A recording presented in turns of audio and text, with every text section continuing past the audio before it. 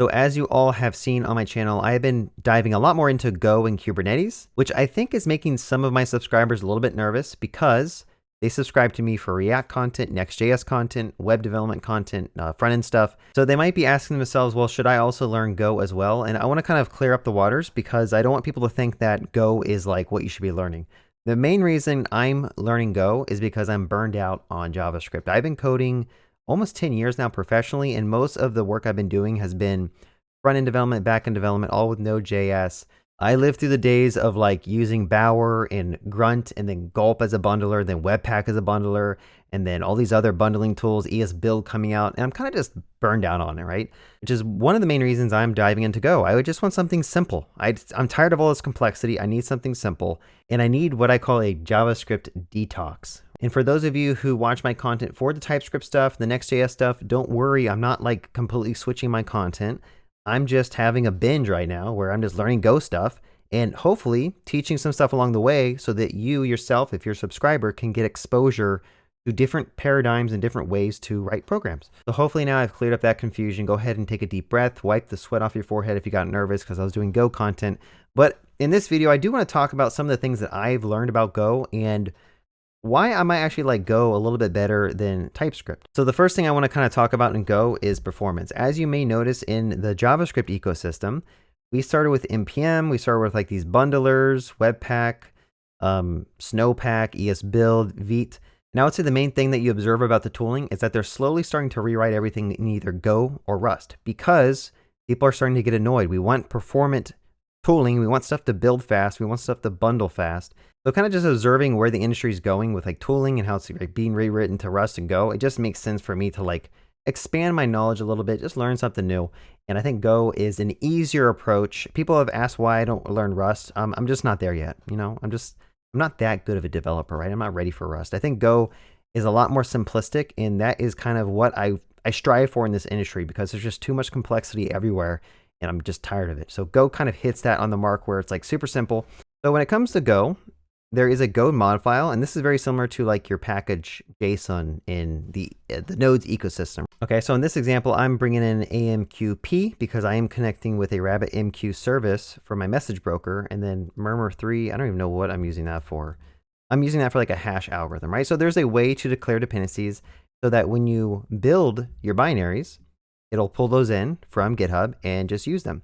Which leads me to my next thing, which I think is really great about Go. If you used NPM and Node, you end up having to use some type of bundler, right? For your front end, you use Webpack or ESBuild or Vite to basically bundle up all your JavaScript files so that it's reduced in size. You can have that hosted in your server.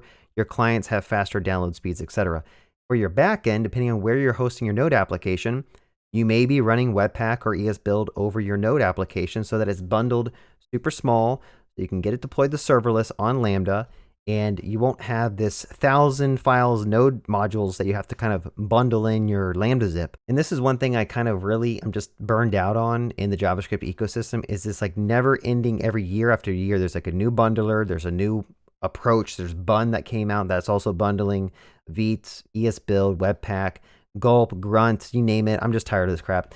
Go, on the other hand, it's a compiled language. So there's a compiler, a standard compiler that comes with the ecosystem, and it's fast, right? So I can just go ahead and say go build main.go, and that will basically take my Go file, my main file. It's going to build an executable right here. You can see main, and then I can simply just run it, right? I could just go ahead and run that executable. And now I have a service running, or I would if I had the environment variable set up, which I don't. For a backend language, this is nice because now you have an executable that you can just throw onto a Lambda or throw wherever you want. It's going to run, and it's going to be very, very small in size. Let's just go ahead and look at this file and see kind of how small it is. I'll just do a grep for main here. It is 7.9 megabytes. Actually bigger than I thought it was going to be. Honestly, I thought it would be kind of smaller. But anyway, my point I'm making is that like there's a standard way to build your stuff and it runs really fast, which is really nice. All right, let's move on to syntax a little bit because the syntax, it can be a little weird, right? But coming from TypeScript is very easy to pick up. And the language itself just seems really simplistic. So by default, I believe when you have a main function, that is what Go is going to execute when you kind of run your Go program. So in fact, I've already kind of commented this out. Let's talk about how some of the syntax works in Go. So declaring functions, you say func. and then you declare the function name, and then you have some curly braces. So this looks like JavaScript. I mean, it's pretty easy to get going. Now, there's obviously a standard library that has most of everything you need to build out like a REST API or a HTTP server, which is kind of nice. You don't have to like go and npm install all these various things. You just use the things that are built into the standard library, and it's just one less thing to have to like worry about to build your applications. So in terms of syntax, something that's really important to point out is that all public methods have capitalized letters. So like if I wanted to print something out, I could say like printf. I could say like hello world with a %s and a new line. And this is kind of how you console log. Obviously, it's a little bit different from console logging in JavaScript. You actually have to put these like placeholders, and then you have to pass in some other string here. So I can say like GG here. So I'll say GG, and then I'll go ahead and run this. So let's just say go run main.go, and you'll see it prints out hello world GG. Let me just go ahead and zoom in once more, just in case you people have bad vision like myself. So if you're using Go to build like a REST API, one tool that you're going to want to install is called Air. So basically, I think you can brew install Air, but once you have Air, you can just go ahead and run your file. In fact, I can just say Air. And what this is going to do is going to act like NodeMon, right? So every time I save this file, you'll see that it just refreshes, rebuilds, and runs my Go program. So this is kind of a very useful tool if you want to do rapid development with like your HTTP server. So I definitely recommend installing Air. In terms of declaring variables, you can do it two ways. You can say var like name is equal to Bob, like this. There's no semicolons at the end of sentences and stuff, so that's all you have to do. And then you can actually use name over here. So if I wanted to go ahead and just do that, that should also print that out when I do a go run. But a shorthand is you don't need to do var, you just do name : equals, and that'll declare and assign the variable in one line. So later on, I can go ahead and like overwrite that to Sally or something. And let's run that and it prints out hello world Sally. At this point, this is just becoming like a Go crash course, I guess. So let's just go ahead and make another function called like do stuff.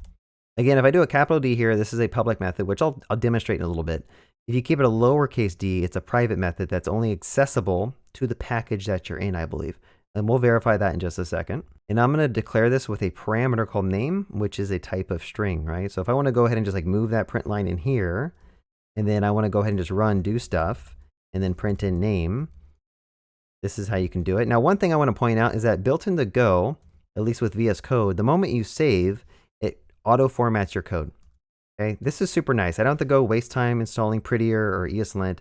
It seems like there's some type of already set up thing with Go, assuming you have like the Go extension. So one thing that you're going to end up needing in Go is structs. So let's just go ahead and say type person is a struct. And for what I understand, a struct is kind of similar to like a TypeScript type, or I don't know, like dare I say an object-oriented class, where you can define certain things or that need to belong on the data, right? So I can say like name, and this could be a string, and I could say like age, and that could be an int. And again, notice that like the lowercasing makes it private. So I do want to make this like a public age and a public name.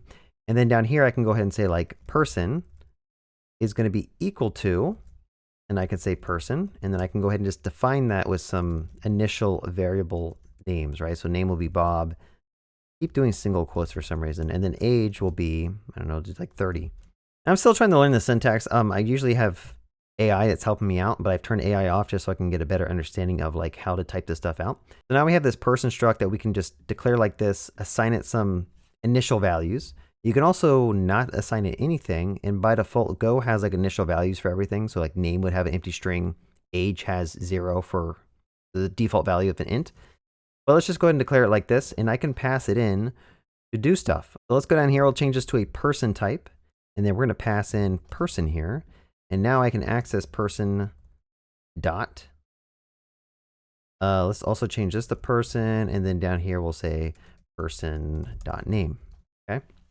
I would say this feels really familiar to like TypeScript and all these other type of languages that allow you to define like data structures. It's just a matter of learning the syntax. Now, one thing I do want to point out that I think is really cool in Go, that by default in JavaScript and TypeScript, when you were to create an object and pass it around in functions, everything is passed by reference. Other than like primitives such as like ints or booleans, if it's an array or if it's an object, you're going to be passing that by a reference, which can be very confusing because you might have seen this in JavaScript or TypeScript where you have an object that's passed into a function. That function is passed into another function. That function is called into another function. And then somewhere they modify that original object, and you can have really hard to debug issues. With Go, if you wanted to basically pass in a person, this is going to be a copy of it from what I understand. So if I say person.name is equal to like Rick, and then we're going to go up here and we'll just go ahead and take that print line. We'll put it here. If I run this code, you'll notice that this is going to print out Bob because again, we are just passing a copy of person into this function. Let's go ahead and run this. Right? And it says hello world Bob. So it's a little bit different from TypeScript and JavaScript in that nothing is passed by reference and you have to be explicit about passing a reference. So if you wanted to do something like this, you got to put a star here, right? And this is pointers. Now to some, having pointers kind of sucks. I remember learning about pointers back in college with like C and C++. I thought it was a pain in the butt, but it does have some power because now you have like this ability to explicitly denote if something is a copy or a reference. And so if you wanted to pass like a reference to this function, you just go ahead and put an ampersand in front of there. And now this function can modify that person by reference. So if I run this, you'll notice this is hello world Rick now, right here, which is what you'd expect if you were writing like JavaScript or TypeScript where everything is always like a reference.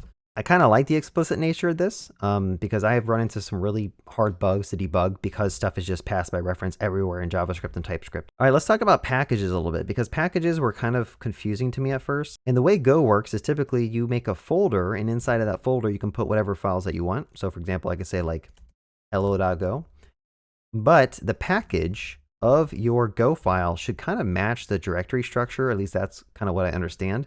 Now, I don't know what happens if you were to nest modules inside of modules. You do like slash this here. I don't know. Again, I've only done a surface level understanding of Go, but basically you can make a package called test and any other files that you put in here. Like if I put a world.go and say package.test, this is again a part of the same package. So everything that you declare here. So if I wanted to declare like var test is equal to hello, we now have a publicly defined variable that we can import from here, right? So if I wanted to go ahead and just instead, I'm going to say test dot capital test. I'm going to save the file. One thing I want to point out is that when I save the file, it automatically pulled in this import, which this is like an awesome change in DX. I'm so tired of like going over to lines in TypeScript, right clicking on it, say auto import, like just saving and have it auto import from the correct location is a game changer in my opinion. I love it. But notice here now we have access to this module called test, and then we have access to every public member or variable or whatever we want to call it inside of that package. Pretty cool. So then you can like make new packages and you can declare new functions like, I don't know, run this code. Go ahead and do this. And then I'll say format print line running. Let's just go ahead and comment out all this stuff. And I'm going to say test dot.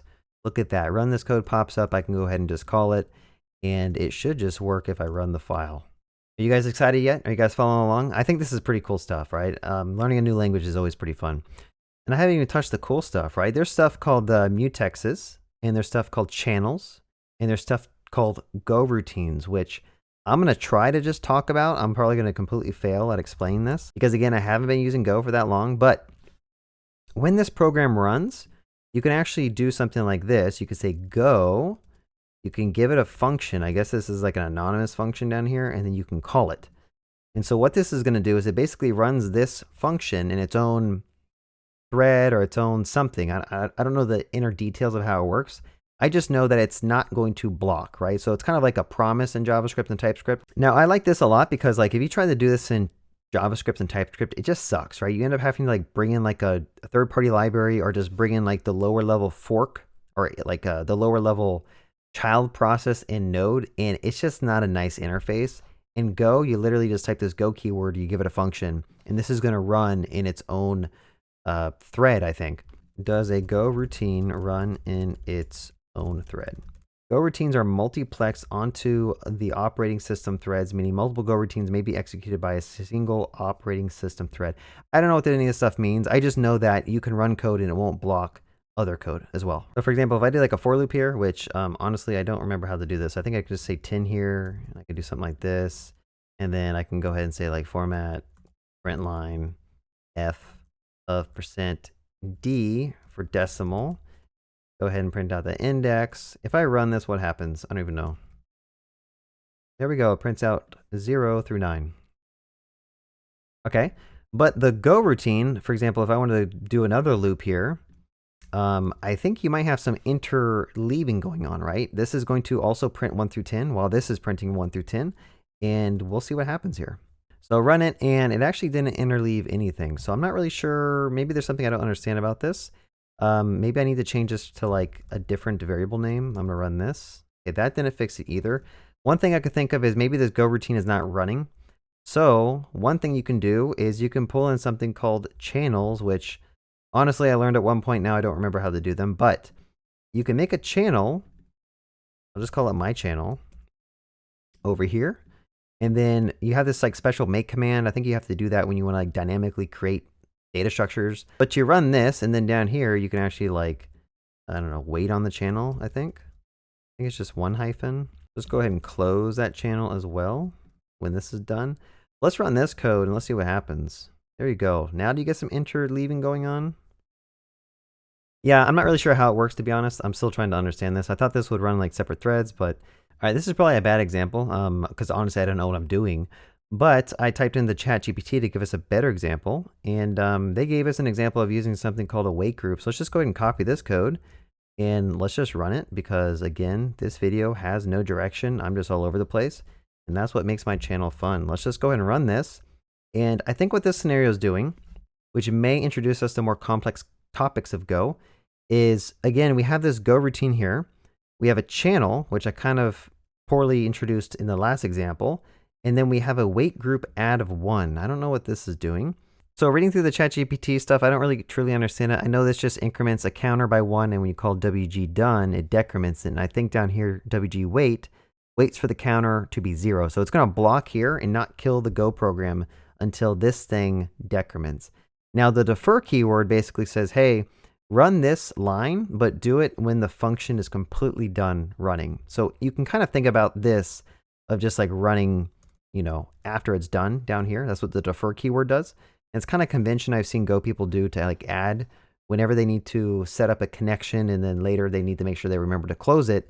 You can just kind of do the connect and the defer right next to each other. So it's easy to know that this is going to get torn down at the end of the function. But it seems like the way channels work is you can have different Go routines pass data in between the Go routine, right? So over here we have a channel called my channel, and every time this Go routine increments, it just pushes a number into this channel, which in my head it's like a queue. Like if you use SQS or RabbitMQ, you're pushing a value into a queue, and then down here we're saying I need you to just infinitely loop over this queue and keep on reading it until it finishes. And I would say this approach seems pretty cool. Like it's like this idea that you have this like the built-in queue and you can have asynchronous processes just consuming from the queue and doing work. I think that's pretty cool, and it's very, very built into the language itself in the runtime. Like it's very little syntax to achieve that, which is cool. I like that. Oh yeah, one thing. Okay, this video is going kind of long, so I'm just gonna go ahead and like do one more thing that I think is pretty cool that Go does, and that is error handling. So I'm actually just gonna show code instead of pretending like I know what I'm doing. Let's go up here to some code that I wrote. And the way error handling works in Go, so often you'll call a function, and the function definition is set up to either return a value, and then sometimes you can return an error object as well. So like, let me see if I can find one in this code base where you have a function that returns both a value and then also a potential error. So for example, we have the string convert ASCII to integer. We pass it a string value, and this is going to return the int value from that string. But if you were to pass it some bogus string, it's going to return an error. I kind of like this. I think this is a much better experience than JavaScript and TypeScript, where when you call a function in TypeScript, you have no idea if that thing is going to throw an exception or error out and crash your entire program. In Go, it's very obvious that this function is going to potentially return an error, and it kind of forces you to like make sure that if this thing throws an error, you gracefully handle it, or you just log the error and kill your program like this. But I like it. I think a lot of people online have complained about this and they find it annoying, but I think this is a much better, it kind of enforces you to make sure the code you write is actually like You thought about the edge cases of when stuff goes wrong. Now, one thing I don't really like is like processing JSON data. Like you have to use this like JSON decoder and this like marshaller stuff. I kind of miss that in TypeScript and JavaScript where like everything is already like a JSON object. So like you don't have to do this marshalling, unmarshalling stuff. It's just, you just pass around JSON, right? You pass around JavaScript objects. You can use them anywhere in your code base. So I do miss that about JavaScript and TypeScript. Like, unfortunately, that's going to happen in every language. Like unless you're using JavaScript in Node, if you're using Java, you're going to have to unmarshal and marshal JSON.